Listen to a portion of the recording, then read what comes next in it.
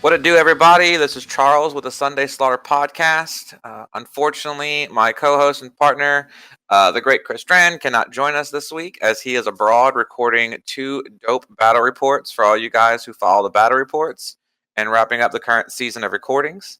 So he'll be back with us next week, and also later this weekend and early next week, you should see some of these battle reports trickling in with his editing schedule permitting. But today, we went out of our way to move the times around to accommodate our special guest, Chris Eustace, aka Elite Teddy. Sometimes people may know him from the NRG channels. He is the staunchest of Stark lore supporters and champions of fluff-based lists and competitive play. And yeah, I'm glad to have him here. Are you dragging my good name through the mud? That is that's unbecoming. I forgot your next. I forgot your next title too. The greatest sportsman, and anti-Carlo Tech champion. Yeah, I do it all, ladies and gentlemen. I do it all. Just an awesome. all-around great player, guys. Just great person, mate. Don't limit it. Don't limit it. No, awesome. Like, thanks for being here. I'm sure everyone says this, but I'm a fan of the podcast. I don't. My schedule doesn't allow me to consume a lot of content, but this is one that I do. So cool to be on board, and it's cool to be given the opportunity to talk about my favourite faction, the Lannisters, and I'm super excited about this update. Yeah, man, I am too. So before we get too far into that, you guys are organizing a pretty major event over there in the UK. You and some of the NRG and Stats boys, right? Daryl and Carlo and all are doing, was it the Grand Tourney, right? Yeah, that's right. So me, Carlo from Stats, the NRG guys have got together, and we are going to be running the the Song of Ice and Fire Grand Tournament, which is taking place at the London Grand Tournament, which isn't confusing at all.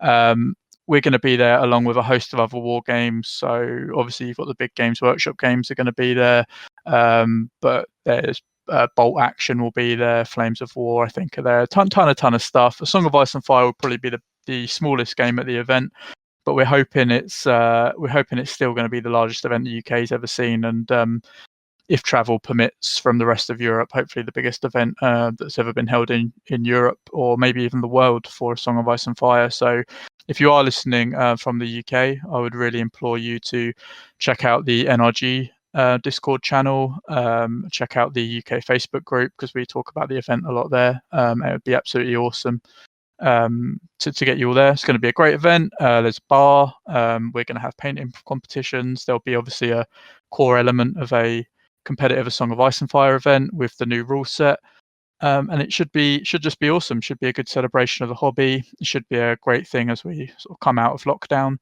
to get everyone together and to meet all these people that we've had an opportunity to speak to over Discord since lockdown's begun. So should be exciting, should be fun. Please come down. We'd love to have you. Yeah, and it sounds like a good event for people trying to get their kind of community sparked back up too, right? Like if you got all the other games being played, you get a couple of your mates to come with you, make it a boys' weekend for the first time in a year. Maybe they play the other games, but they want to dip their toes back into the 2021 update. They can bring a list. Maybe not play in the tournament, but play a pickup game. And you might be able to kind of get your guys really interested in it. I know I use conventions for that kind of thing here in the States. We've gone to like War Games Con and stuff in Texas, where we go for like whatever the big hotness is. I can usually get my 40K guys to go to that event, or my historical bolt action guys to go. But then I can usually get them in like the tournament hall playing pickup games of the game I want them to play more of, and get them like rehyped up, right? And watch the big tournament, and they go, "Oh man, that match was really epic," and whatever, and they come home real hype. So those things can be real cool for communities. And for those of you who don't catch or are unfamiliar with NRG, because we do have a pretty broad range of listeners, thanks to Chris's battle reports, we're referring to Northern Realms Gaming. You can catch them on Facebook and Twitch as well. In fact, Chris and Daryl have already started the first video of a series where they kind of keep you along the planning and the scheduling and the structuring of how the event's going to work. They're going to eventually give shout outs, I believe you guys mentioned, on like how the hotels work. There's like some campgrounds for some like glamorous camping and cabins and stuff. That's cool, right? You guys are going to kind of be working people through the process leading up to the event of like how to sign up, where to hang out, what's going on. No, definitely. So yeah, we've done an introduction episode just explaining the event and announcing our launch offer. So if you buy a ticket during the month of March, you get put into a prize draw to win a Greyjoy starter set direct from Simon, which is pretty cool. But yeah, our next episode is going to be about the different accommodation options. So obviously there's hotels and stuff like that, but you'll be able to do I don't know if it's called this in the US, but over here it's called glamping, which is like glamorous camping. So you can really get the feel like you're out on a war march with the Lannisters sitting in their nice tent, getting poured wine. It probably won't be that good, to be fair. But there's heating. There'll be water. It'll be a good sort of cheaper way to get involved. And yeah, as you say, make a lads' weekend of it. Like this isn't. My hope is that it's not a thing where a bunch of nerds get together and just compare model train sets. It should be like a good sort of social event. There's a bar there. Yeah, it'll be awesome. So please do watch out for that episode if you're even remotely interested in coming, because it should give you some more accommodation options and stuff like that. Yeah, absolutely. I've been looking for an excuse for my company to send me abroad. We do some warehousing in EU, and we've been trying to grow the UK market. I was like, look, I just need to go there and get a firsthand experience for what the market is post-COVID, so I can really have a better understanding of it, and then I'll just borrow an army. Carlos got like 2 of all of them. It's fine. Specifically September the 25th and 26th, right? Yes, very specifically. No, awesome. Well, we'd love to have you, obviously, but yeah. Yeah. And I'm glad to hear you guys got some painting competitions. It sounds like added to the queue. I know you and I kind of talked about that. I think just in general, a good hobby weekend is what it sounds like, which is going to be dope for a lot of people. So hopefully some guys go out there and shine up. There is some early signups, and it's also official CMON prize support, right? CMON Organized Play has actually gotten involved, and they're doing like early signups, Greyjoy raffle and stuff, right? Yeah, that's right. So if you buy your ticket in the month of March, you're entered into a draw at the event to win a Greyjoy starter set, which is obviously like £80-90 worth of UK money of prize. And obviously you get your ticket on top of that. So it's not like you're just entering a raffle and you lose the money. You're getting your ticket, and on top of that, by buying a ticket early, supporting the event, showing CMON that there's demand for the event, showing the venue where we're at that's obviously being shared by all these other war games, that Song of Ice and Fire has got a place at this big event, this multi-war gaming system event, and that they should leave tables and secure tables for us. So yeah, there's definitely reasons to sign up early for our benefit, but also for your benefit as well. So yeah. And for those of you hearing this now, usually these come out a couple days after we record it. It should still be about a week left in March, so you should have plenty of time to still get on that. And also, if you're like, oh man, I'm gonna get a free box, but I'm not gonna get it till September. Well, with pre-orders getting pushed back in UK from the looks of things, you'll get it about the same time as everyone else. So it shouldn't be a big deal. So all the motivation to sign up early and get in the raffle and just let it ride. Yeah, and this box will be direct from CMON, right? So you should be one of the first people to get it. Yeah, you and Carlo. Yeah, I'll touch with. I can't promise, but yeah, you should be one of the first to get it. It's good. All right, so let's get into Lannisters a little bit. So you said Lannisters was one of your favorite factions to play. Prior to the tail end of 1.6, some of us who follow you, follow along some of the events, may know that you played Starks in like the World Cup regional and stuff. And some of that was just kind of due to the restrictions of like no mounted rides and things like that really hurt Lannisters and competitive play at the top end for World Cup, I believe.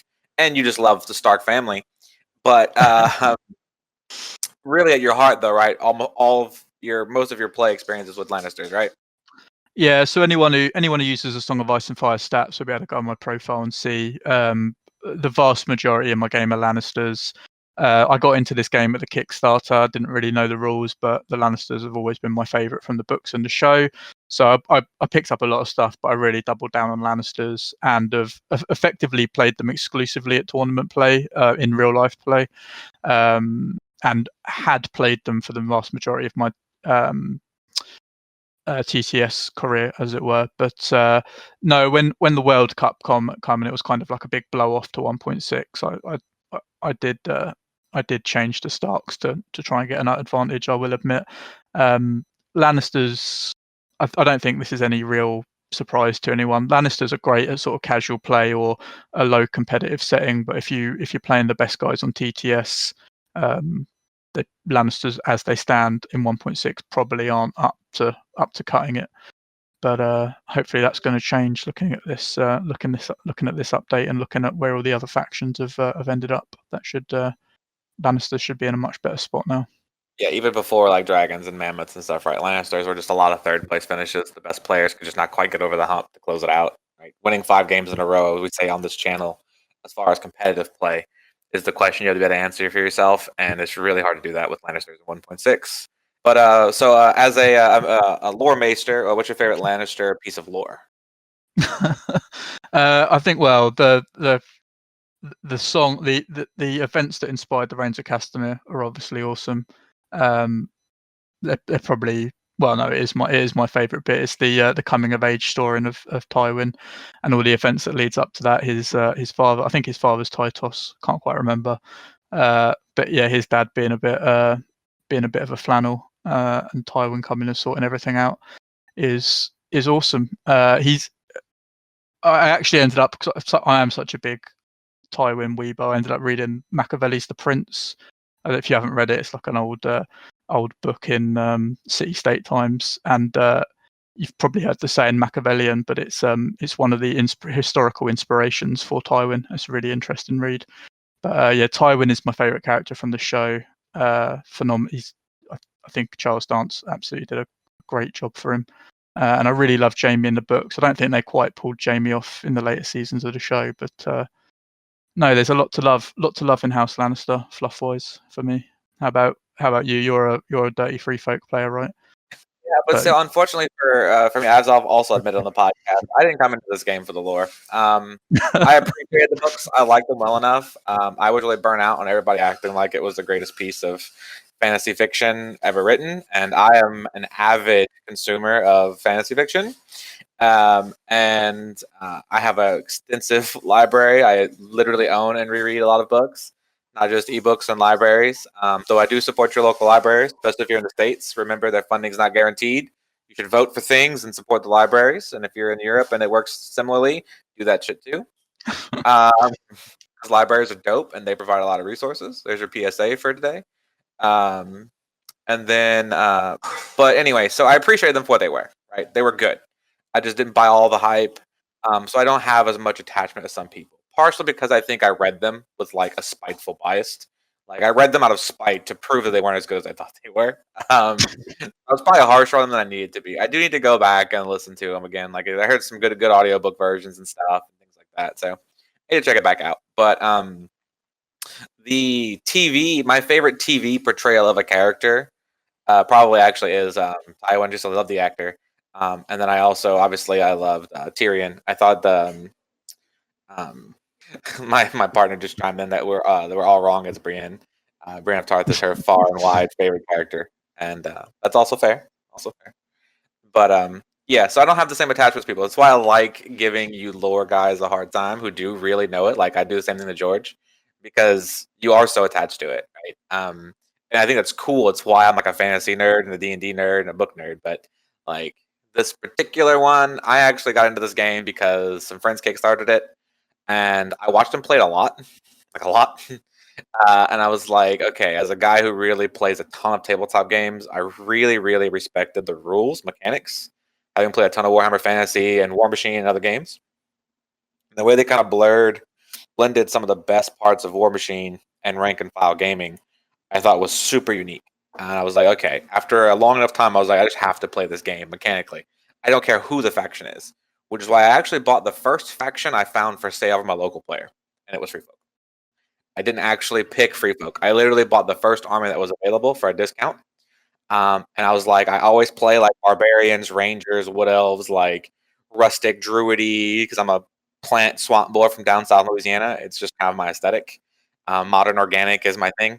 And so I was like, all right, I can make these guys work, right? Like they're a bunch of leather wearing barbarian types. I had some cave dweller savages in the like lot that I bought, and I was like, all right, let's go. I never looked back, honestly. And I actually really do enjoy the playstyle, or did.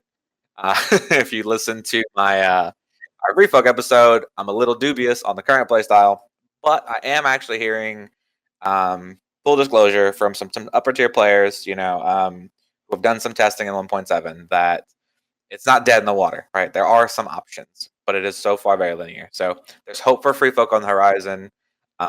So, I'm not gonna get on the free folk bandwagon, but Lannisters though are looking crispy.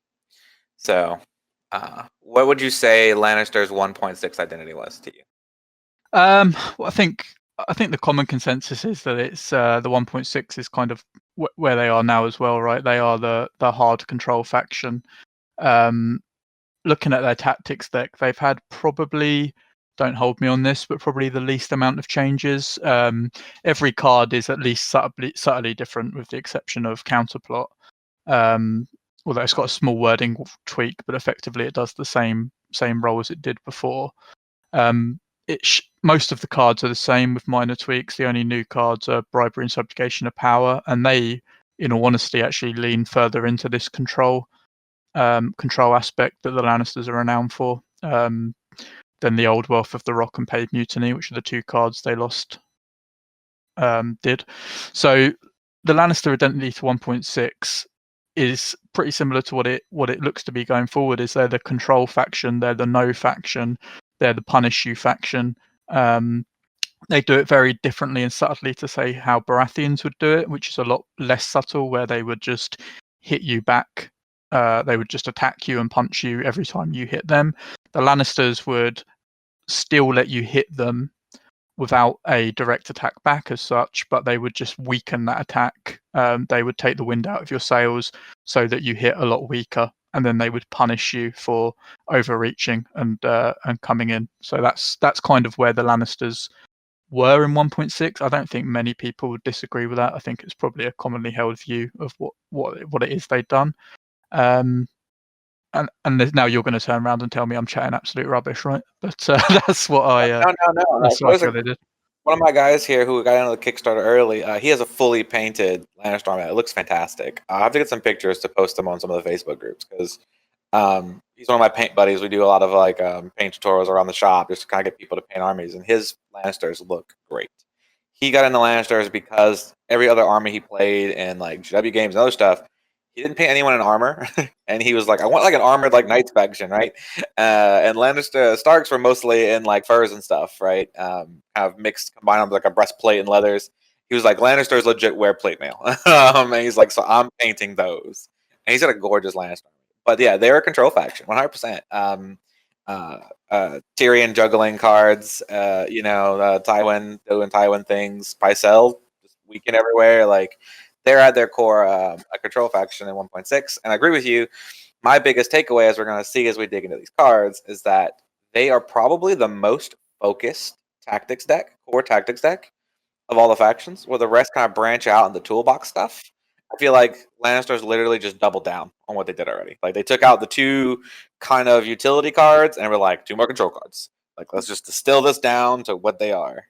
Totally agree. I mean, the only one that might be slightly out of step with that is the newer Lannister Pace Steps, but the rest are very, very directly control punish type cards, no equivocation. So we got the first one off the bat. We got Intrigue and Subterfuge. This one actually is one of the older cards. It's got a slight tweak to it, right? So for everybody out there, it's when an enemy NCU activates, that NCU loses all abilities until the end of the round. If you control bags, target one enemy combat unit, that unit becomes weakened. The kicker is what's different here, right? So before, if you controlled crowns instead, the opponent must randomly discard one tactics card. So what's your thoughts on this one? So just overall, the main effect when an NCU loses all of its abilities until the end of the round, that effect is obviously just as powerful in and of itself as it was before. The wording hasn't changed. What does change is how powerful the NCU effects are and how valuable that becomes. So this card used to be a absolute godsend against opponents using 1.6 Warder. It was 1.6 Warder, who was a super common NCU, would activate. You would play this. He wouldn't be able to turn off the abilities to one of your units. This was a very, very powerful card that combated one of the most powerful NCUs in the game 5-point NCU very readily. It obviously does the same effect now. How good it will be will depend on how good NCU abilities are, but this is still a very welcome addition to the Lannister deck. I think this is a card that most armies wish they could have access to. It doesn't really need any additional setup. You can play it very easily. NCUs are going to get played every round of every game, essentially. It's a good card. The kicker effect, it's probably not stronger. I don't know if it's necessarily weaker. Being able to randomly remove an opponent's tactics card can be very strong.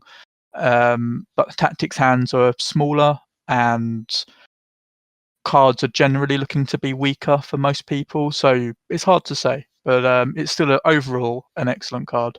Am I chatting rubbish, or do you feel the same? No, I agree. It was one of my favorite cards in the Lannister deck. And some of the Elo events, I played a Gregor Poor Fellows, just auto wounds, YOLO charge list. And the only reason that list could even exist is because things like Intrigue and Subterfuge worked.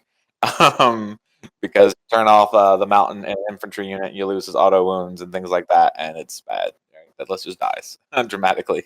So I think Intrigue is a fantastic card.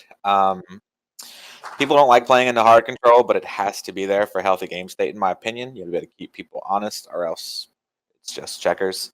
And we're not playing checkers.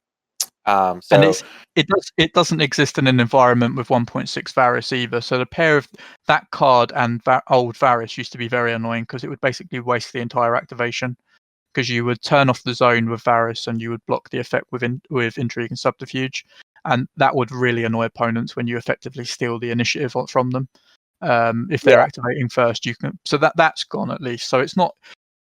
Although it is still hard control, it doesn't have the other elements which turn it into 100% block. So it's probably healthier for the game overall as well. Yeah, I think it is, and I think I agree with you that the bags versus crowns is a side grade for the most part, right? Bag is a more appealing zone in general by its very nature. It's one part of the arguably the big three.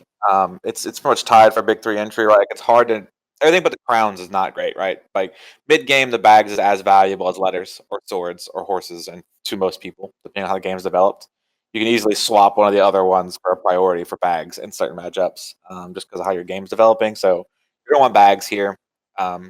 So that the zone is probably an upgrade, but I think the effect is a side grade. I do agree with you that hitting cards when people are tutoring one specific card to their hand all the times and things like that. And they don't have a very big hand size because their faction doesn't draw a lot of cards. Let's say it's free folk, right? Then draw a ton of cards, but had really good cards. You can get harmless cards back.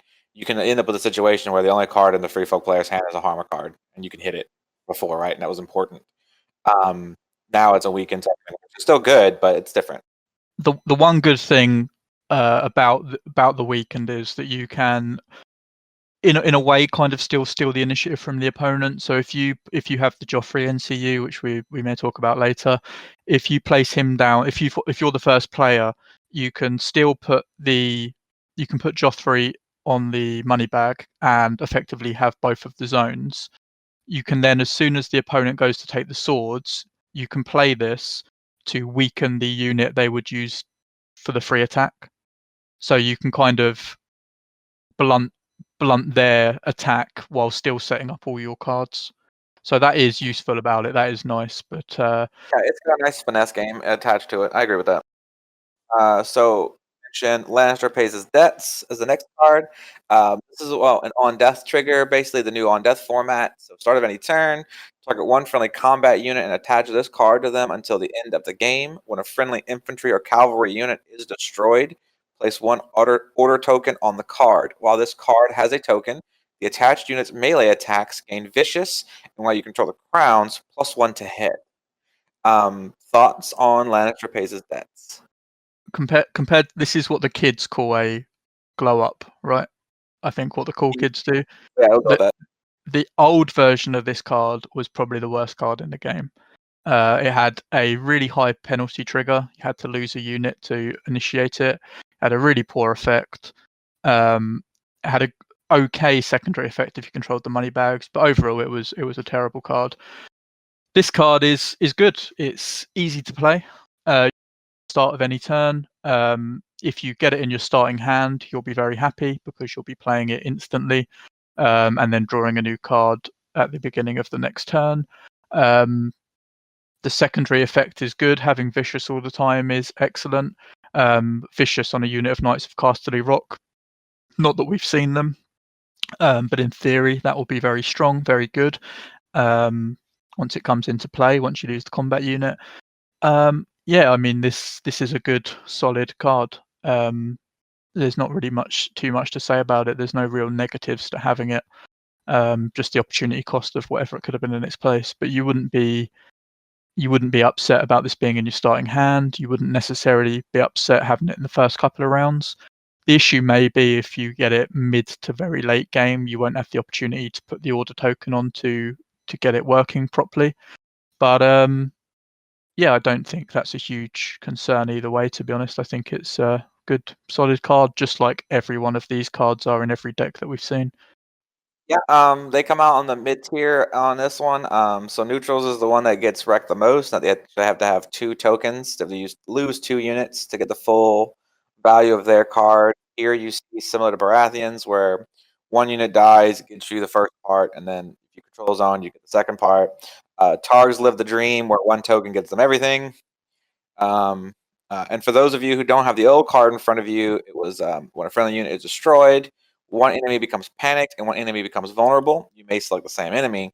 And if you control bags, also return 1 other discard attacker's card to your hand. So it had some good utility in juggling cards, which was a thing, but it really was just you lost a unit and put out some tokens that they can just cleanse or maybe even be immune to because they already have them already and things like that. So overall, I do think the card slot with the same name is an improvement. Yeah, 100%. I agree with that.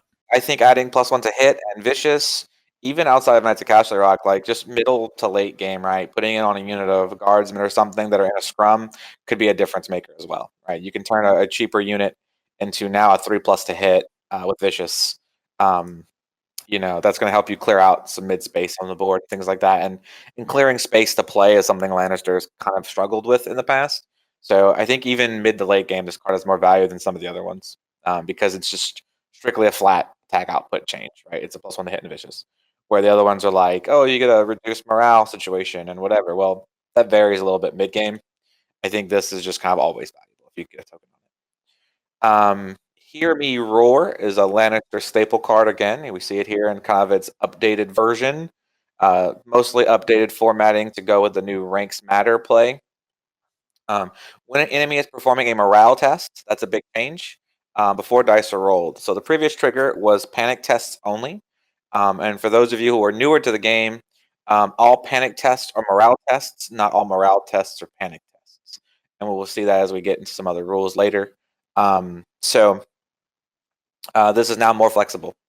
That enemy suffers a -1 to their roll, and additional -1 for each of their destroyed ranks on failure. They suffer -1. They suffer 1 wound, or +1 wound on failed panic tests. So this is a little clunkily worded if you're new to the game as well, in that normally in a morale test, if you fail, you don't take a wound. If this card was played, you take 1 wound. If you fail, this was played during a panic test, you take 1 additional wound, is what this means. And basically, the lower ranks you are, the more stressed out you are, the worse your panic save is going to be, or your morale save is going to be. So this card scales with ranks destroyed on the person making the test. So what do you got for me on this one? So this is one of the most important cards in the deck. It was very good before. It's changed slightly where it used to have a crown kicker and it would put on a panic token, but that's gone. But it now also does an extra wound on the panic fail, which is a plus, and it effectively takes it back to the 1.6 panic rules. But as you've correctly pointed out, the huge difference is it works on morale tests now, not just panic tests. So that means, not to jump ahead, if anyone's got the article open and they're looking at it at the same time as we're talking, Hear Me Roar now supports the Bribery card. Hear Me Roar now supports Fealty to the Crown, which it would have done anyway, and it now also supports Subjugation of Power. And that's before we get into things like the Lannister Supremacy ability, which we'll no doubt talk about in a moment. This is a phenomenal card which enhances the rest of the deck. there's not too much more to say about it. It's it was an excellent card before. It's probably even better now. Although it doesn't have the panic kicker, you're just doing an additional wound for not having to have anything set up. Yeah, there's just not too much to say. It's that change from panic to morale is huge. One other thing actually I really enjoy about this card now is because it does affect morale tests. We've seen abilities in other armies, so specifically on the Stannis Kingsmen for the Baratheons, and for the new half-hand attachment, I believe, for the Night's Watch. They've got that order where if they lose their last model, you can take a morale check and survive with 1 wound.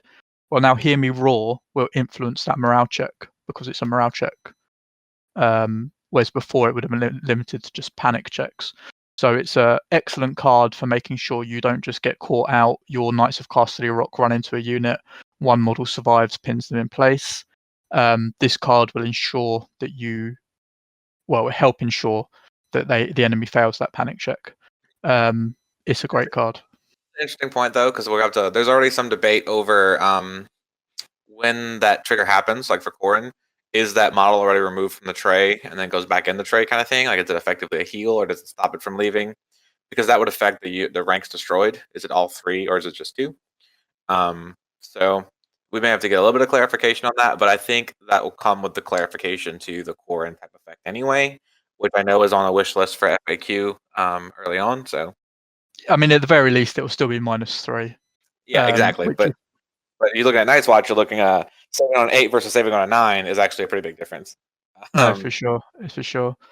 For those of you who are watching this later, Night's Watch already revealed for us today when we recorded. So 5 morale everywhere, 5 morale for days. That's it. Every other army will be getting them to test on a 5, right? And because Vicious doesn't work because it's not a morale, it's not a panic chest based off the attack. Things like that wouldn't work. Lannisters have the card, and I suppose one other thing. This is how important this card is, as we'll see later on. Thanks to the Cersei NCU, this is a card you can reliably hope to have. It's a strong card. It's a really, really strong card. All right, so on to Bribery. This is a new card. This is one of the cards that's kind of replaced some of the things that were taken out, as we mentioned. I actually really like this card. It's a very interesting card. So when a friendly NCU claims a zone, so it's a zone replacement effect in Lannister's native deck, replace the zone's effect with target 1 combat enemy unit, or 1 enemy combat unit, and attach the Bribery card to them until they either pass a morale test or are targeted by the bags. While attached, this unit attacks using its lowest attack die value. So this is a reverse buff attachment card. It's a debuff attachment card that, again, if you can trigger a morale test of any type or target by bags, it'll come off. But until then, it's stuck. It just stays. So it's a long-term value in some situations. And for those of you who are unsure of it, in the 2021 rulebook, there is a section that specifically says when 2 effects would say attack at your highest attack dice, and the other says attack at your lowest attack dice, lowest wins. Lowest trumps highest. So even with all these attachments and things that we're seeing in other factions that say always attack at your highest attack die, Catelyn Stark type effects, but they're on other units like the new Insight and things like that. This trumps it, right? So this is really cool. Really, really cool piece of control, hard control for Lannisters. What are your thoughts here? Yep. Again, this is another good card. I won't jump the gun too much, but I think my first activation most rounds, at least based on the practice games I'm going to play with everything we've seen released, is going to be Joffrey taking the money bags. This card is excellent if you're going to make that play, especially if you've got nothing. Although Joffrey puts a panic token down that you could instantly take off with the wealth zone. It's a small price to pay to keep that panic token on one of your units if you can play Bribery in its stead. If you play Bribery late in a round where the opponent is going first, you can then take the money bags for the very first action on the turn when you're the first player, which means effectively for 2 rounds the opponent's going to be fighting on their last attack value. This is going to be a super good card for you when you're playing enemies with ranged units. Ranged units normally have 2 ranks at a high attack value, and then the lowest rank drops off quite heavily. So the Night's Watch crossbowmen that we've briefly talking about with the Night's Watch a minute ago, this is going to be an excellent card to play on them. Although they have a good morale test, there's not too many ways that we've seen so far for your opponent to force that unit to take a morale test to get rid of it. This is just a good card.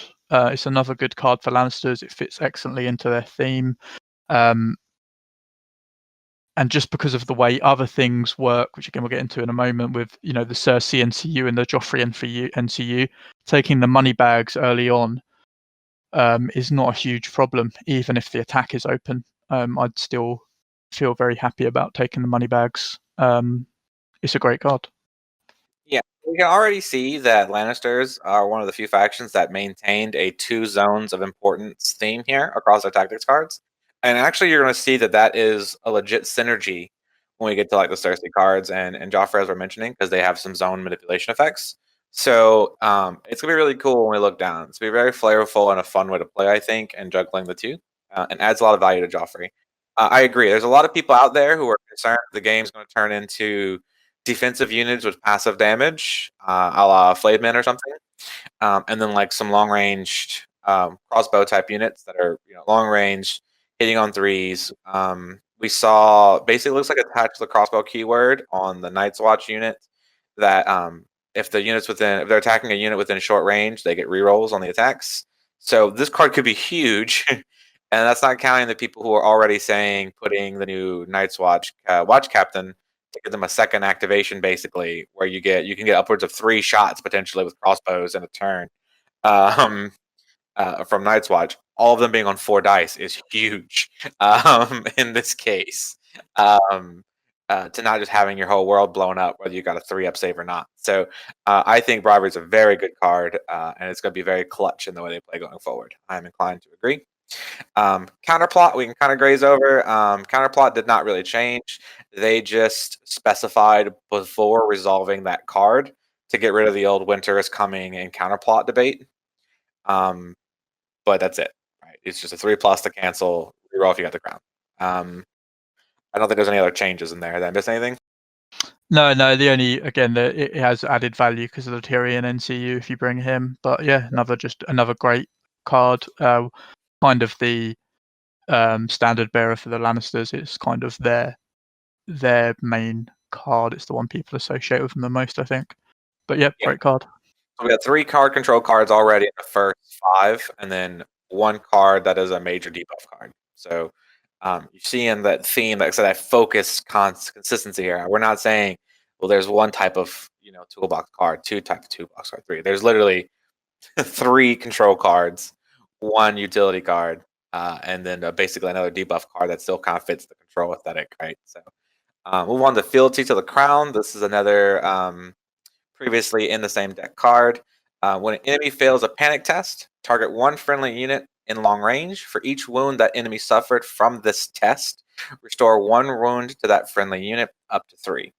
If you control crowns, restore +1 wound to a maximum of 4. Now this is important because this is basically a healing cap compared to the old one. I'll read the old one.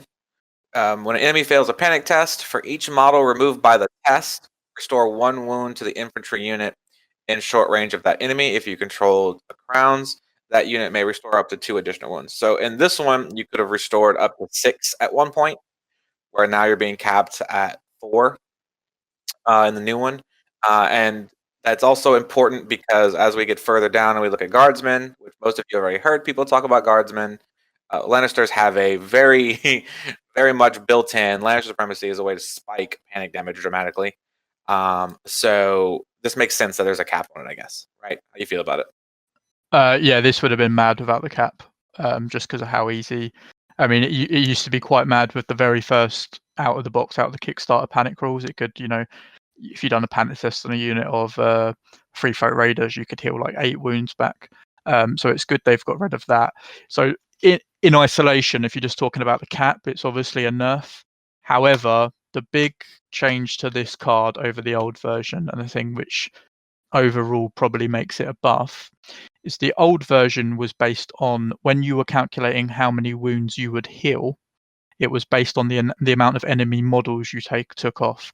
That's gone. It's now based on the number of wounds you've taken off. So this card used to be fairly ineffective against enemy cavalry, because if you made a unit of cavalry take a panic test and they took 3 wounds and they lost 1 model, that would only count for 1 unit of healing or 1 model of healing to your own unit. That restriction is gone. So now it's based on wounds. So again, if we go back to that same example where you lose 3 wounds to panic and you take off a horse, that would allow you to put 3 infantry models on. But even better, the old version only used to let you heal infantry. It now lets you heal anything. So you can use this to heal your Knights of Casterly Rock, your Flayed Men, whatever the case may be. If Lannisters get any War Machine units in the future or anything like that, it would heal those as well. This is a great card, great addition. It's going to heal smaller amounts of damage overall, but it can do it to your most elite units now, your cavalry units, and it works against the opponent's cavalry units as well. So good card, and I think overall a buff. So yeah, I'm very happy with this. Yeah, some of those notes I didn't note. I didn't even note the model thing versus wounds thing. So that's a very important worth pointing out as well. That's a very big upside. And so cavalry effectiveness, war machine effectiveness, right, is a good example also.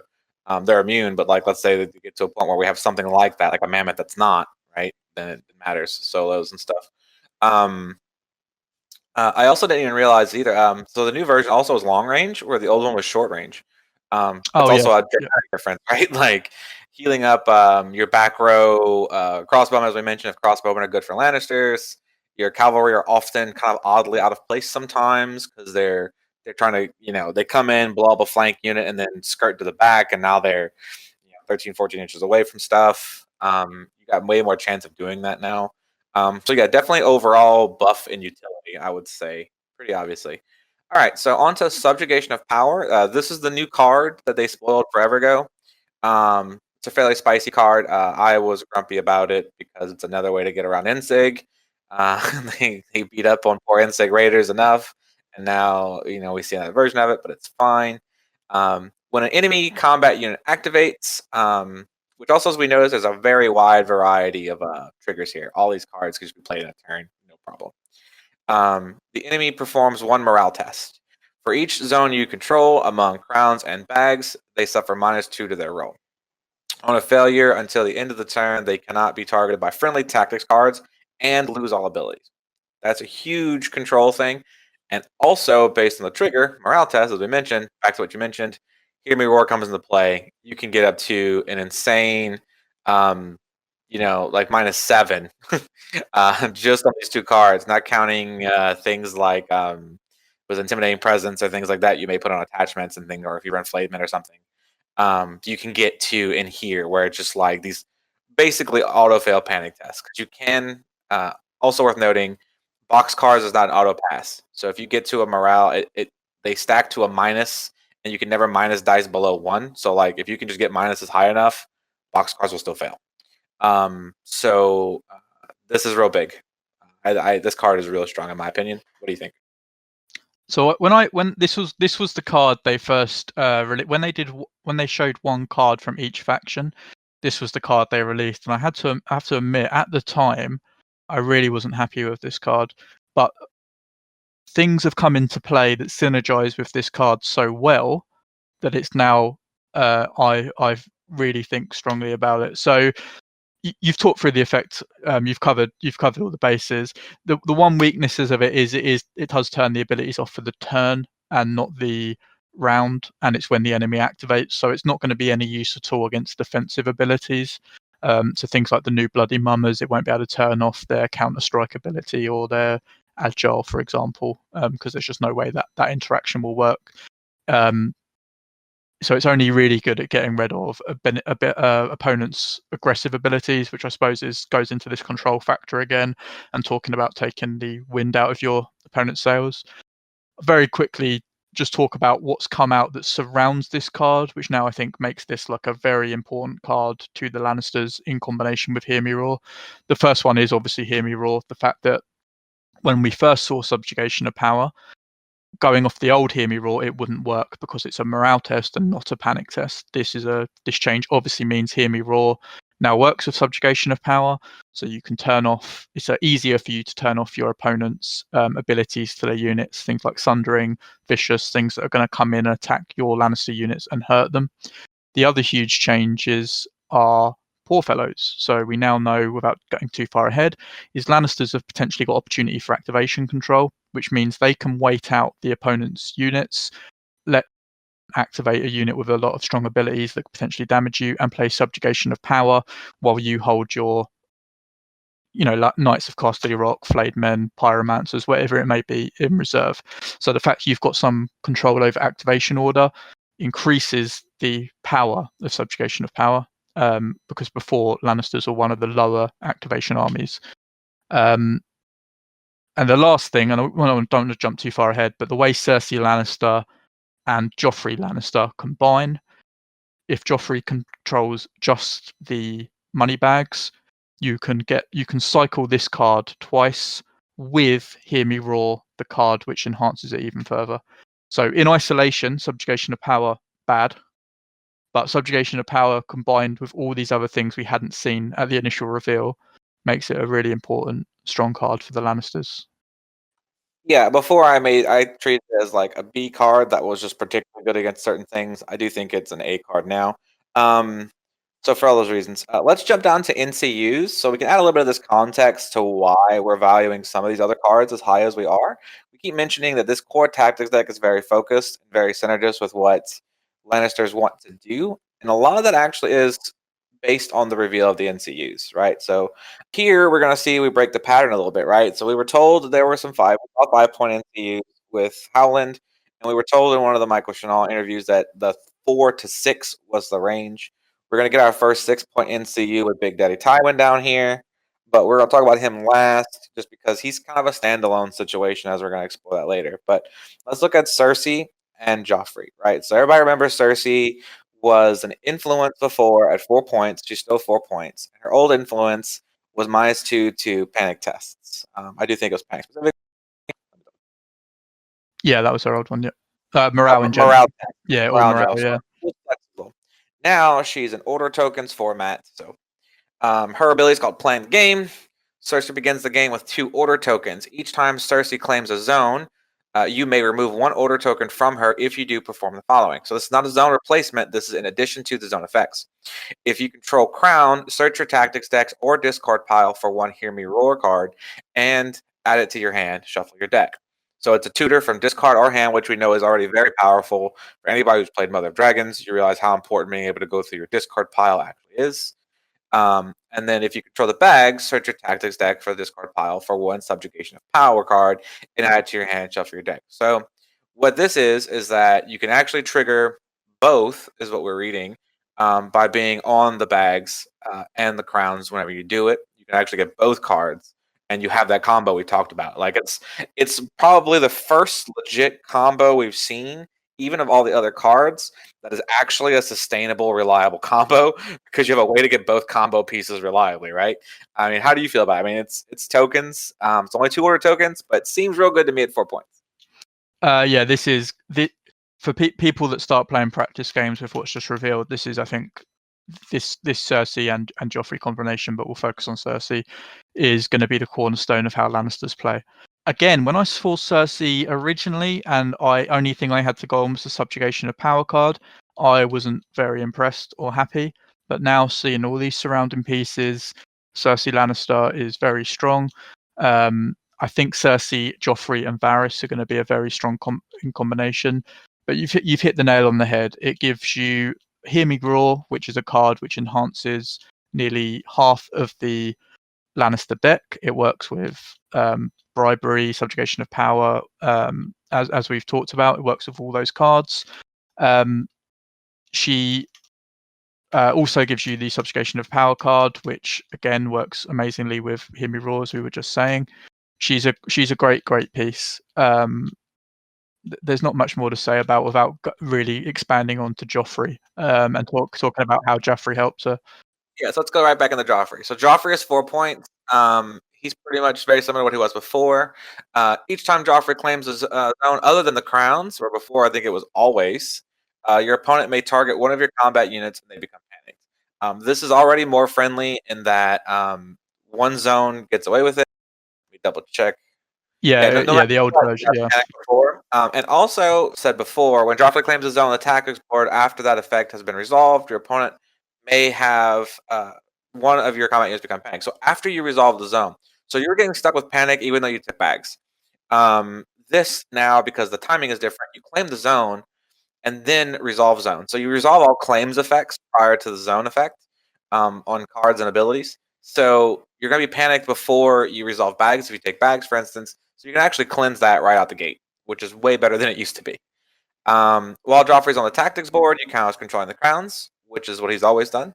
But now his influence is, while influencing an enemy, that enemy suffers +1 wound from failed panic tests. So this brings you right back in line to old panic damage, which we all know is a really reliable, consistent way of doing damage.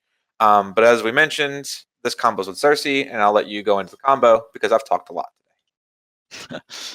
No, right. So as I was saying earlier, when I think I was talking about subjugation of power or hear me roar, the first activation nearly every round where it's open to me is probably going to be Joffrey Baratheon on the money bags. In one fell swoop, you shore up both of the zones, which enhance nearly your entire deck. It also means that when you activate Cersei as your second activation, she can use one order to recycle Hear Me Roar and Subjugation of Power. So if we just talk about a typical turn, let's say your opponent goes first. 9 times out of 10, if you're in the middle of a heated round where stuff's in combat, they will want to take the swords. So they'll take the swords and deal some damage to you, whatever the case may be. You can retaliate by taking Joffrey Baratheon, putting him on the money bags, healing 3 wounds to whatever unit's been attacked. You now have one additional activation from your opponent where they can attack you. If they do attack you, they're not prioritizing the tactics board. So 9 times out of 10, people will go for the tactics board to shore up the letters or another zone. You can then play Cersei and draw Subjugation of Power and Hear Me Roar. When your opponent gets round to attacking again with their unit, they'll now have to. You can play Subjugation of Power and Hear Me Roar, and even if they're on full ranks, that is a test at -5, or they lose all their abilities for that second attack. It's just brutal. A test at -5 means that even the scary morale 5 Night's Watch units we've seen are failing. The vast majority of the time, they need to take a panic test on. Yeah, they're getting like levels of morale, right? Like they're saving on 10s, which is what happens when free folk get hit with a vicious weapon. So like that's a big deal. Like that was how you beat those factions. That's how you beat most factions, is make them save on 10 ups. There's only so many of those to go around. Yeah, that's real big power play, right? And they'll take a wound because you've played Hear Me Roar. It's going to be a really, really strong denying combo. I think it gets even stronger if you're the first player, because you don't have any risk of them activating and attacking you before you've drawn those cards back into your hand. So you can even start the round taking the money bags and it's fine. If you've got Bribery cards, you could play Bribery, shore up both zones, and then have Cersei come in and take the other 2 cards back. So you could effectively turn off one unit with Bribery, another unit with Subjugation of Power, and Hear Me Roar combo. It's just brutal. It's a really, really strong defensive setup, and it doesn't require a lot of activations to get the ball rolling on that. On top of that, something which I think is going to work really well with Joffrey Baratheon, especially if you have a lot of activations thanks to Poor Fellows, you can kind of do the old Stark last activation, first activation thing. So if you have a unit of flayed men, you can charge your flayed men into combat at the end of the last round. First activation on the first round of your first activation when you're the first player, you take Joffrey, you put him on the swords, you attach Joffrey to whatever unit the flayed men are attacking, and if you've got a Hear Me Roar stored from Cersei from a previous round, that's 7 dice attacking, but the panic test is going to be at least -4, and they're going to take D3 + 3 wounds from any failed panic test due to the combination of Hear Me Roar, Joffrey Baratheon, and the flayed men innate rules. It's insane. It's the most destructive combo we've seen thus far, I believe. And it's not necessarily going to be the way Lannisters have to play, but the limited options we have available it's probably the scariest thing out there at the moment in the entire game. Yeah, and I've kind of touched on that in some previous episodes where I don't think morale skew is going to be the only way to play, or panic damage is the only way. But we've seen so much panic skew in most factions, including how much things like Flademan enable it. Being neutrals, meaning that strat can be more viable in other factions that can take neutrals. But I do think you're going to see a lot of people with one list is that, right? Like one list is a way to just get around high armor, but by nuking morale and getting panic damage in. It's kind of how you already played into Baratheons and like Courtney lists and stuff. Was because the morale was only okay on Rose Knights, and it was the most reliable way to get damage in, right? So I think you're going to see that gassed up. And also for people, we had a couple of people ask in some of the various discords. Now that we've seen, Targaryens with high morale and Night's Watch with high morale and Starks with like a 6, averages and things like that. Do we think that Lannisters were still going to be very good? Because everybody was like, man, Guardsmen, Lannister supremacy is crazy. The answer is yes, because as we've pointed out, you manipulate Hear Me Roar to such a high degree. And get the extra damage when it sticks and stuff. Even though she's only 2 order tokens, this combo means on like turn 3 and turn 4, which is when most games are actually decided. When you see turn 5 and turn 6, it's what happened is just playing out. It's resolving action. Your climax has already happened, and we're on the way to resolution. So that's when it matters, right? So you have it. You have this super gas when it matters, and that's a big deal. And for you lore heads out there, there's also synergy with your boy Jaime. You can viably run in your testing right now Cersei, Joffrey, and Jaime. And Jaime's card, Kingslayer's Infamy. When an enemy in long range of Jaime Lannister's units activates, that enemy suffers 1 panic test, not a morale test, straight up panic test, takes some damage. If they are engaged with Jaime Lannister's unit, they also become panicked. On a failure, that enemy also becomes weakened. So you can now trigger a panic test on their activation. So you've got 2 ways to punish your opponent activating with Subjugation of Power and Jaime's card in that case. So you can kind of make them think about what they want to activate in what order because they know those cards exist, which leads into you having the activation control because they may have the same amount of activations as you, but they're more predictable. And then all these abilities combo into that card too because it's a panic test, right? So all the stacking we're talking about applies. So I actually think that's pretty cool from a non-lore perspective. People really like painting these models in theme. They like painting Jaime, they like painting Cersei, they like painting Joffrey and the Kingsmen, and they have these very thematic lists of stuff. The Kingsguard, not Kingsman, Kingsguard. And these very, very thematic paint schemes and stuff. This list is probably going to look dope on the table for a lot of people, and it's actually playable where it wasn't in 1.6. That's a win for me on a local level because those types of games sell games, and those types of games help with you recruiting new players who watch the show or read the books, and they're like, I'm kind of interested in Lannisters. You put this really thematic list, you put one of the uncle, or the granddaddy in there too to round it up. You have the whole family, and it's actually going to be a good list. That's huge. That is huge for people who are trying to convince people to split the starter box. I've mentioned that the starter box got a lot better because Lannisters got better and Starks are still solid. So overall, the like really offensive sworn swords into these very defensive Lannister guards we're going to see makes for a good pitched battle on the table. There's a lot more value in the 2-player box now, and I think this is pretty dope. Yeah, I mean, Jaime Lannister's probably no single character in the entire game has had a worse run than Jaime Lannister. Like his commander hasn't been good for a long time. His attachment hasn't been good for a long time. The Kingsguard haven't been great, and the less said about the captive Jaime, the better as well. He's had a poor run. Not even league events, even though he's not good. Yeah, like I mean, even if we weren't running Kickstarter, take him. I don't care. I mean, it's like it's not. While we're at it, no. But no, it's yeah, it's great, right? So that's one of the he's my favorite character from the books, and I would love him to be playable. Yeah, it's a good sign. He looks stronger than he used to, for sure. So that's awesome. Let's go down to your boy Tyrion. He went up to 5 points, where he was previously 4. His ability is your maximum tactics hand size increased by 1, You start the game with 4 cards and may drop 4 cards when refilling your hand. Once per game, when an opponent plays a tactics card before resolving that card, you may search your tactics deck or discard pile for 1 counterplot and play it. Shuffle your tactics deck. Yep. So this is like he's basically got the old Sansa ability, right? Like he's learnt from his wife. He can pull out the card at the opportune moment to block out whatever the opponent wants to do. It's a good ability. His ability to increase your tactics hand is useful as well. So it helps take that 5+ limit that's in the new rule set, makes it 6+, which is also another good ability. Is he going to see a lot of play?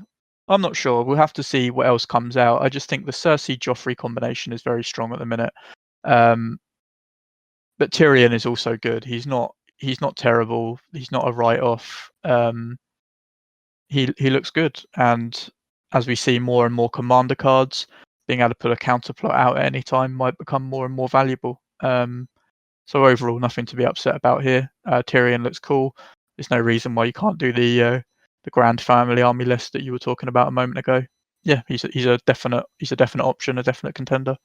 Yeah, so I think it's fine. I think you're gonna see him in second list options if they feel they need to specifically answer early aggressive tactics cards.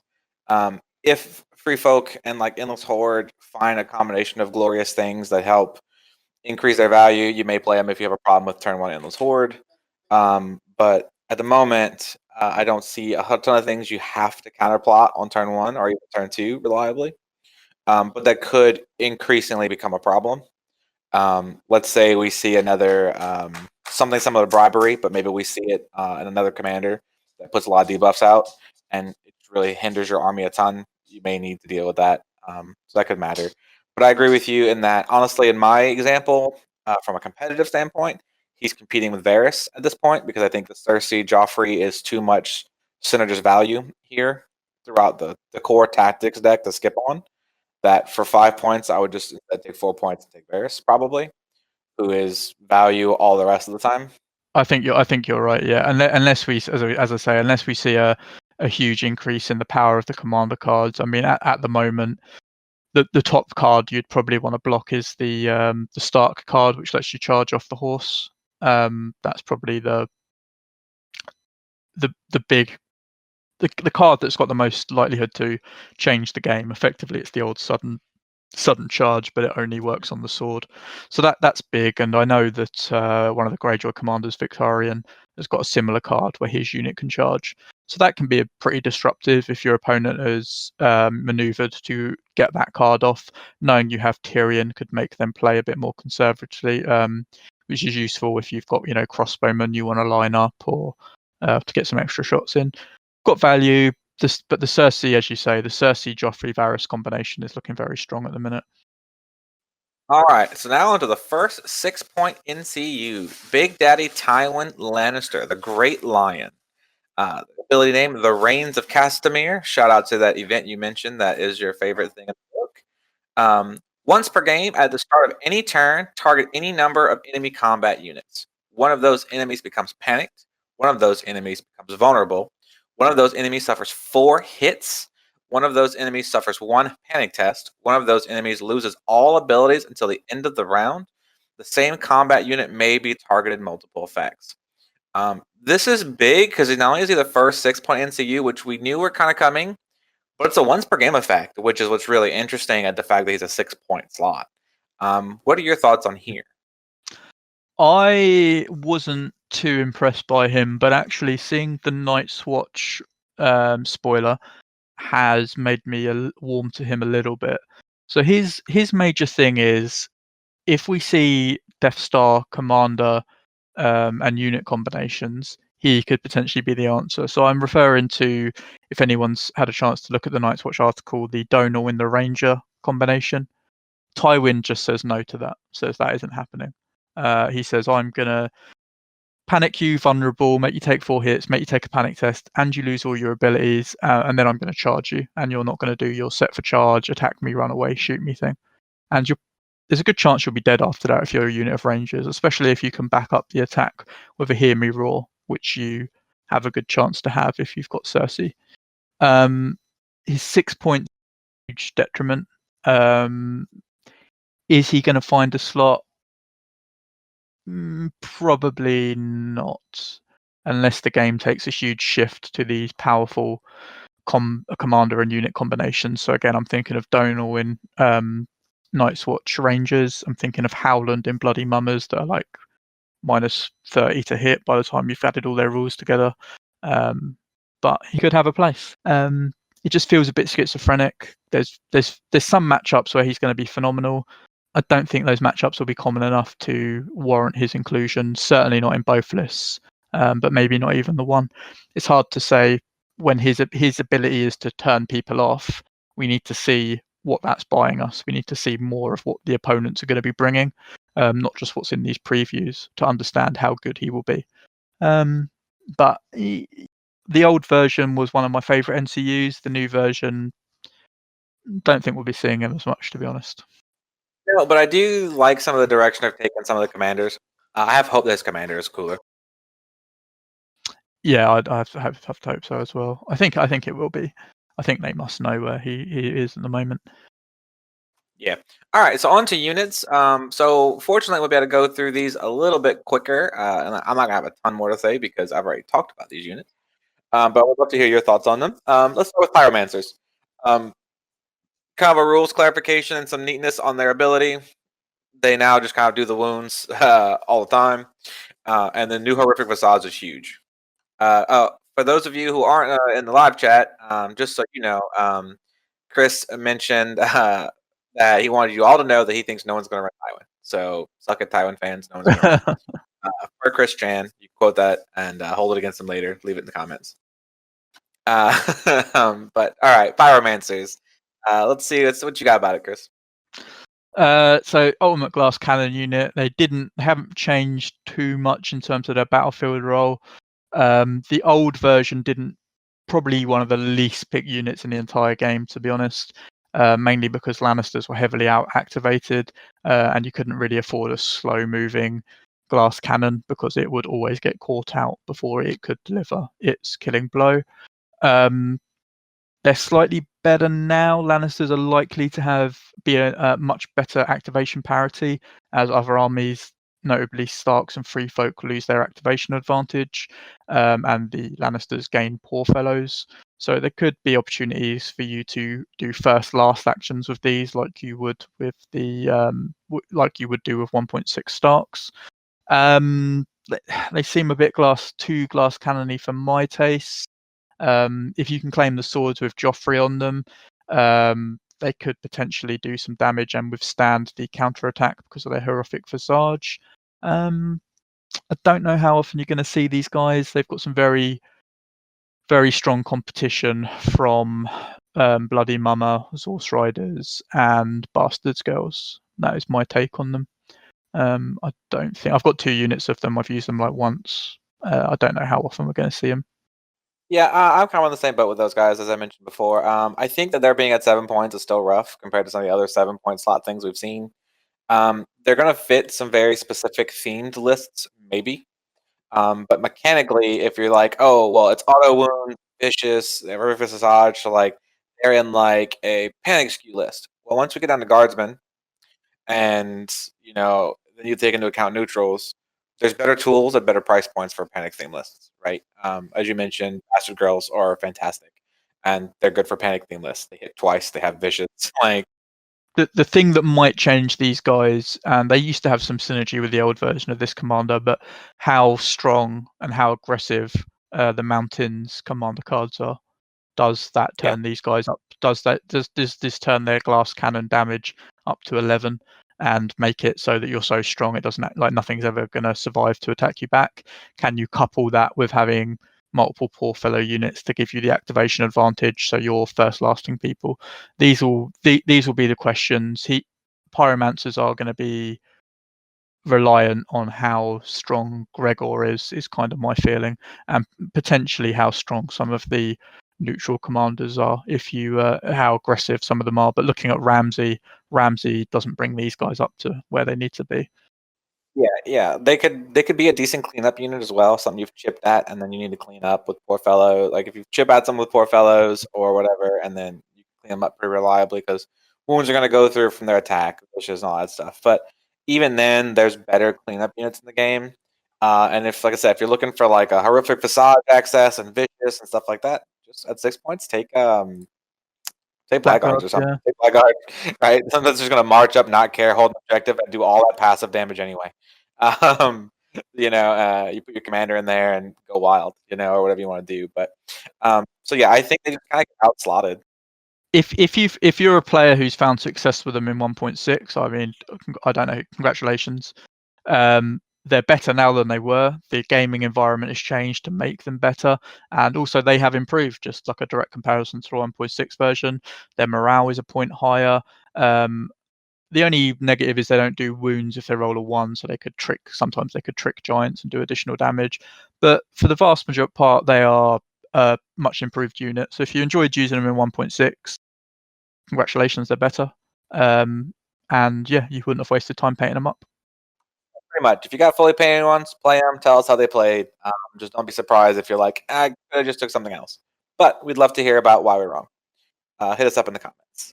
Halberds. Halberds are a little bit of a glow up for the most part, and that set for charge is better. Otherwise, that's about it, right? You got any thoughts on that? Yes, they lost the attack they gained in 1.5 on their first and second rank. So they're not. They used to be at 8.4, but that's a small price to pay for the new set for charge.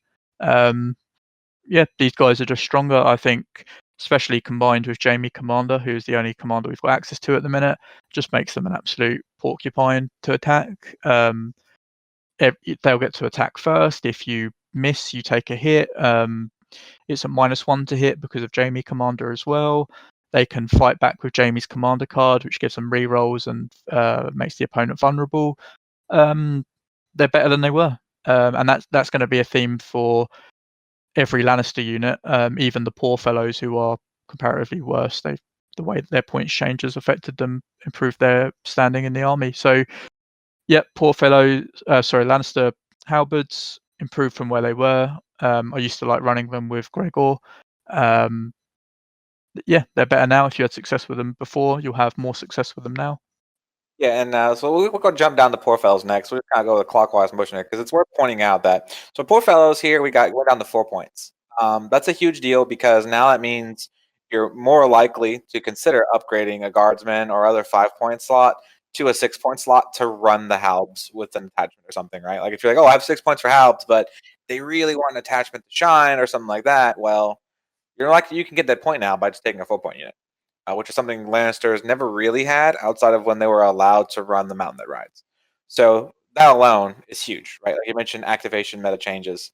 Their morale, I think, got worse by 1. So Yeah, their morale 4 now instead of morale 3, but they start with a morale token, which is new, and they change their abilities, right? So they can now, instead of just every time they activate, heal more if you have bags. Now when they activate, they can spend their faith token to heal 2 wounds plus 1 wound for each destroyed rank. So on your last rank, you're healing 4 wounds. You get a whole rank back. You're healing 3. The rest of the time, though, pretty much, which is still very legit to be at 4 most of the time. So still really tanky on the heal tank aspect. Still, each time they pass a morale test of any type, they get a token. Now, instead of doing the D3 auto wounds and then hurting themselves, they can spend a token performing a melee attack before rolling the attack dice that may spend 1 faith token. If it does, this attack gains precision and may reroll any dice. That's actually pretty significant if you actually math it out, but still is toned down from the auto wounds. So how are you feeling about poor fellows? They're probably worse in comparison to their 5-point version. Like if you had an attachment, if that was 1 point and give them everything that they've lost in the transition, he'd probably be quite popular. But at 4 points, they provide a really valuable, addition to the Lannister army, because the fact that you can take 2 of them and get 2 combat units for 8 points is really going to help. Like we were talking about with Subjugation of Power, where you've got this activation advantage where you can help manipulate what units are going in what order. They do have a strong healing ability. I don't think we're going to see the Faith token used much for their free attack as things stand, because you're probably always going to want to make sure you have that for healing. If you get shot on the way in, for example, you'll want it to heal the shot, and then you'll want it to always want one in the bank in case you take wounds from another source. But yeah, they're really good at 4 points. Not as a mainline battle unit, but they're there to essentially sit on objectives. They won't be going toe to toe with giants anymore, which used to be their favourite thing in 1.6. But they're solid, and I think you're going to see 2 units in most competitive Lannister armies if the previews we've seen here are anything to go by. Yeah, this was a gut punch for free folk players because they're just a better football unit for what the army needs, right? They are a better for what the army needs. I will say that. I like them. They do open up a lot of avenues, as we mentioned, for the army. I think at the side grade, they were overshadowing a lot of things, i.e., guardsmen, neutrals, in your Lannister list. Pretty much no Lannister list still left home without them, even if they weren't a faith list. And then we really could see what High Sparrow does for them. They could get back to being almost that good with High Sparrow cards. But now you have them painted. They're not relegated to faith lists as far as being really potent. They're going to do their job either way. They're still probably one of the most efficient objective holders we've seen to date. And at the end of the day, playing game modes is how you win games most reliably. It's a fantastic 4-point unit, but I do agree that they're kind of either a baby nerf, but mostly side grade from where they were because they were actually a kind of unhealthy game state before for Lannisters. They were too big of a crutch that overshadowed too many things, in my opinion. This is probably healthier for overall Lannister list comps now, but still a really obnoxious unit. Yeah, like if you were playing 100-point games, you'd probably take the 5-point poor fellows because you've got the points to spare. But just what they do for army composition at 4 points is huge.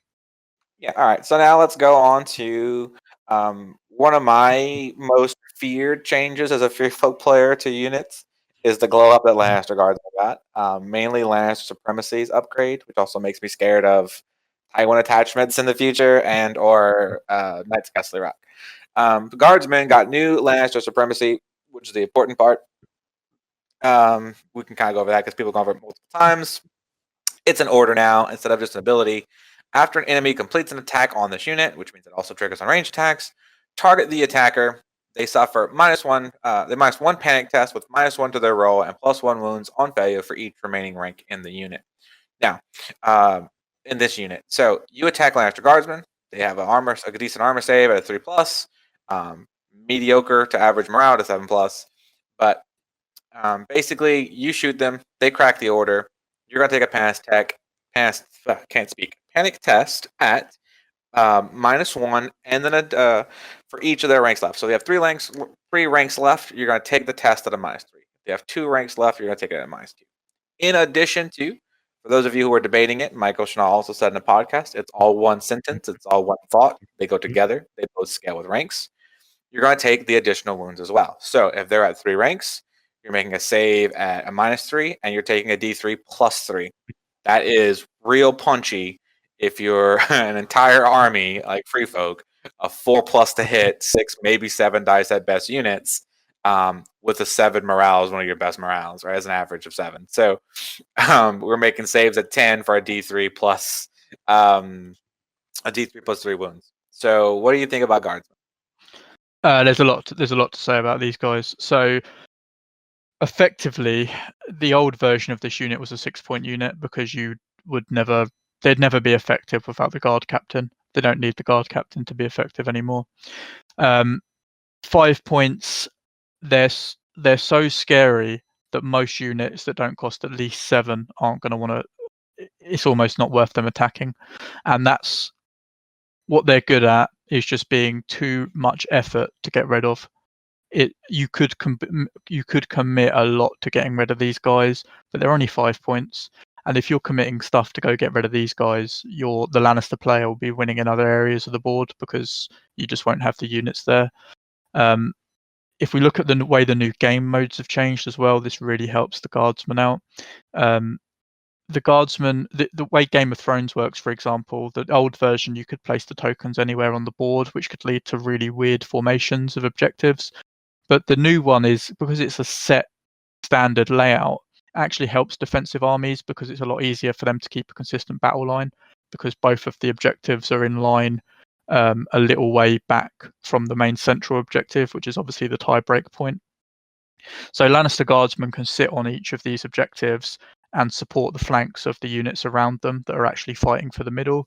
In Honed and Ready, I believe that's the name of the castle wall mission, they're a 5-point unit with a 3-up armor save that can just take the wall shots and not be too fussed by it. It's not a huge problem for them.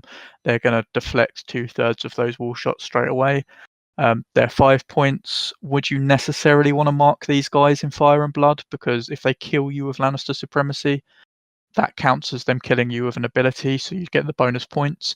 There are also points that it's going to be very difficult for you to ever get hold of yourself. So it's just all these factors, not just on paper, but how, as you were talking about with the poor fellows a minute ago, how winning the mission is how you win the game. These guys work so well with the new missions. They're really cost effective at 5 points. They're not going to really be worried about shooting because you can just Lannister supremacy whoever shot you. The opponent will probably take more damage.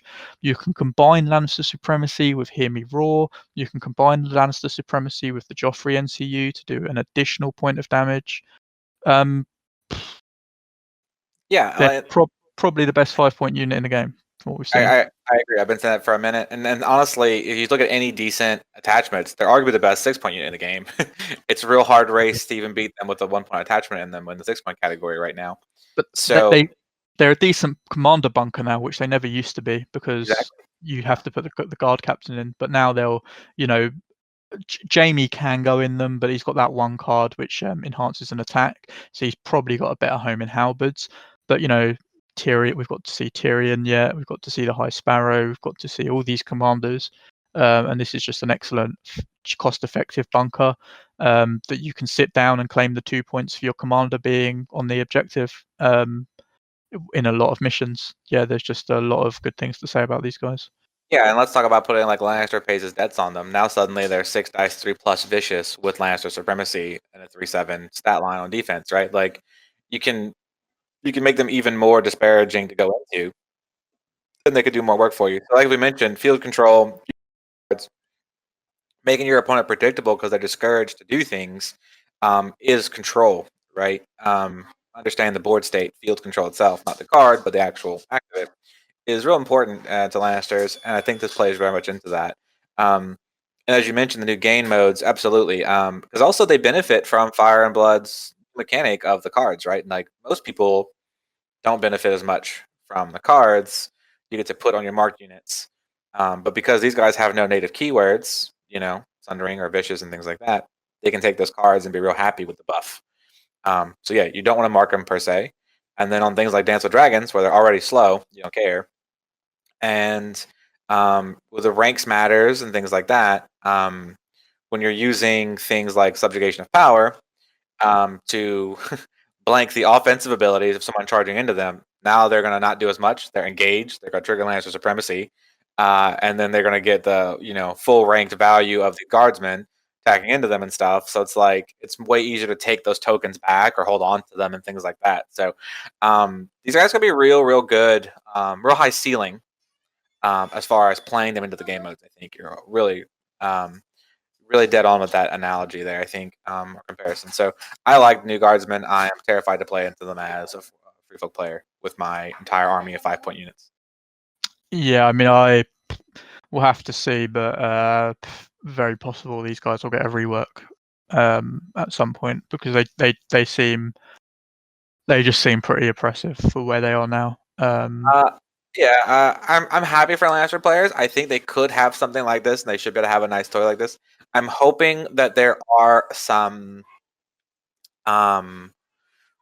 what they say, like meta shift type releases coming out that they can get to us that make them seem less oppressive, right? Because Because, for instance, something like Lightbringers, which can trigger panic bombs down the line, right, reliably, and modifiers. These guys only have a 7 panic morale. So they would panic fairly easily. You can kind of passively take down some ranks where they can't trigger the Lannister supremacy, and that would help, right? So if there are some kind of weird side grade type of passive damage effects we can get on them, that might make them more fair. So hopefully maybe there's some releases. That way the Lancers don't just lose their toy, but they do come into balance a little bit. Because at the moment they do dunk on a lot of things, like Greyjoys. Really don't like this unit either, as a good example. As a whole faction. Free Folk as a whole faction. Greyjoys as a whole faction. None of them love this. So, but yeah, so that basically is all the Lannisters. If you had to give this a D through S, not necessarily tiers, but S just being a higher grade, if you had to give it a rework and flavor, where would you put it? Are you happy with it? Yeah, in terms of flavour, yeah, I think they've kept the essence of the faction. I think in terms of letting them play the way they want to play, I think actually the biggest change is probably the fact that the overall activation count for the game has come down, because a lot of armies would have inbuilt control just over activation order, where they could pass with direwolves or pass with trappers or whatever the case may be. So the overall game state change has really helped Lannisters be the top dogs in terms of control. And that's probably why, as a faction, they've not changed so much. It's just the game has pivoted around them. But yeah, Lannisters, in terms of flavour, where they are, I'm as excited to play them now as I was when I first got the Kickstarter. I'd have to give them an S. I think in terms of like where they are on a power scale, if you want that, I think they're definitely contenders to be in one of the strongest armies based out of what we've seen. But of course, a lot of that is based on there's a lot of synergy of what we've seen. As I said, Hear Me Roar, because it empowers the whole deck. Cersei and Joffrey work so well together. And obviously, Lannisters work really well with panic-based mechanics. So all the House Bolton stuff that we've seen because of neutrals also feed into that. So I don't think there's a reason to despair. I think the other factions have got lots of opportunities to catch up when we see more of their stuff. But there's just so much synergy with what we've seen with the Lannisters. And it's going to be fun to dive in, I think. I agree. I think it's to be a good time to be a Lannister player. And I do think hard control elements are important to healthy game state. So I'm glad they exist in that category. Some people have mixed feelings on that, and well, tough. Hope you dodge them in a tournament, I guess. Talk your friends into playing other factions, but I think they're important to keeping other things in check. So it's good. All right, so let's go on to some shout outs. We usually have a shout out segment. You want to give another shout out to anybody or more GT talk and reminders? Do come find us on the various Discord channels. I'll probably post something in the Sunday Slaughter one if the guys don't mind. But yeah, come join us in the GT if you're in the UK, especially. But if you're in Europe and you feel confident that travel restrictions will be relaxed by then, we'd love to see you. The UK is going to be a really safe place to be by September, we hope, with all the vaccination rules. The tickets are protected, so if the event is pushed back because there's a huge resurgence, which we obviously hope not, the tickets will carry over or can be refunded on request. So come down, we'd love to see you. Shout out to my steadfast crew. Old Winter is coming, and Mahoney Slaw, if you're listening. Yeah, no, thanks for having us. I love the podcast, and I'll be listening probably this one because I love the sound of my own voice, and all the future ones as well. And thanks for coming out. And also to anybody else who's listening, Chris and I don't do a whole lot of that. We do try to plug events and tournaments and talk about updates. We're wrapping up the Sunday Slaughterhouse event, things like that. But if you're a TO and you're organizing something in your meta, because the world is kind of coming back outdoors a little bit and you can play games, let us know. Reach out to us on the comments of these videos, on Facebook, on the Discord. We'd love to give you a shout, whether you run your event on TTS in person, if you use Song of Ice and Fire Stats, or anybody. We want to support you trying to get people playing the game. So let us know. We'll gladly shout you out. We'll gladly share it to some of our platforms, my personal platforms. I'm all about nerds playing games. So just let us know, man. Reach out and let us know. And my shout out for today is going to go to George over at 3 Sales Gaming, those guys. I have a Blood Bowl tournament coming up, game after this. They also do the visions ahead of time. So for those of you listening, we made a lot of references to Night's Watch. Our Night's Watch podcast may not be out by the time you want to look at it. So go over to George's 3 Sales Gaming YouTube channel and catch the hot takes from him and Brett Lanfer. They do some pretty good, just kind of cold eye reviews of the first reveals as well. So yeah, those are our shouts for today. Thanks for listening, and keep an eye out for Chris's battle reports coming up. We got Dave from Small Council Radio is a special guest on one of the battle reports, as well as some other community stuff. So as always, stay tuned and thanks for coming. Cheers, man. Thanks for having me.